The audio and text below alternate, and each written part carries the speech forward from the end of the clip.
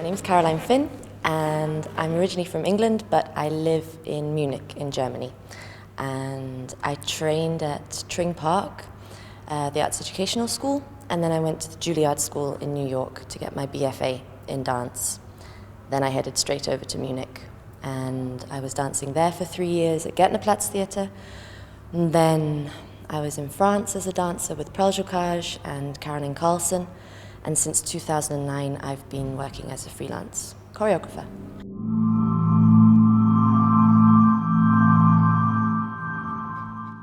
So, with the arm open, because I think, oh, you're not alone. Yes. So not making the whole action faster. I landed at Phoenix Dance Theatre through Matthew Bourne's New Adventures Choreographer Award, and part of my prize was to have a commission for Phoenix Dance Theatre.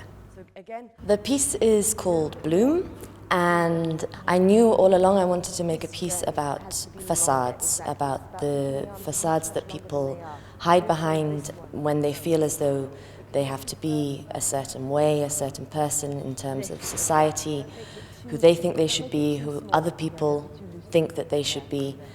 I like the fragility of it, and I like very much to work with characters, to work with the very human aspects of the dancers, and to find little stories. And this gave me the opportunity to create a piece that has many little short stories that are interwoven with one another.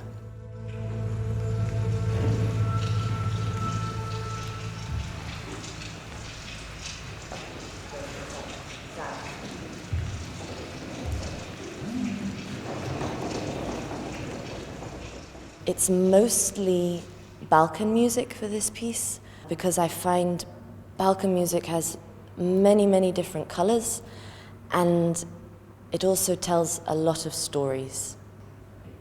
The title of Bloom came about through the idea of a tree, and when it's covered in blossom, it has this magnificence and this beauty and this splendor, but ultimately the blossom is something very, very fragile and very temporary. And it actually covers up the real essence and the strength of the tree, of what lies beneath. And that worked for me in terms of the piece, of these facades being like a blossom that are covering up, the strength and the reality of what's underneath. Really, really, really nice. And I liked, Andres, that you really sunk with her.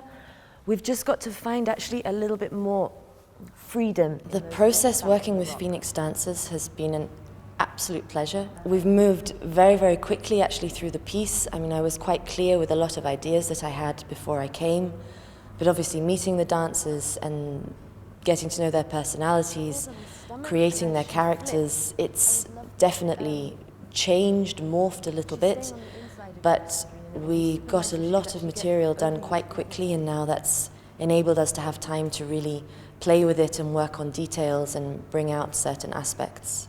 It's been really a pleasure. I love the dancers because I find them all so different, really colourful, and it was very clear having these particular characters in my mind. It was very clear very quickly who would be what, because they're all so unique, individual. More than enough time, yeah. This was better. I know the fall was a bit strange, but it's okay.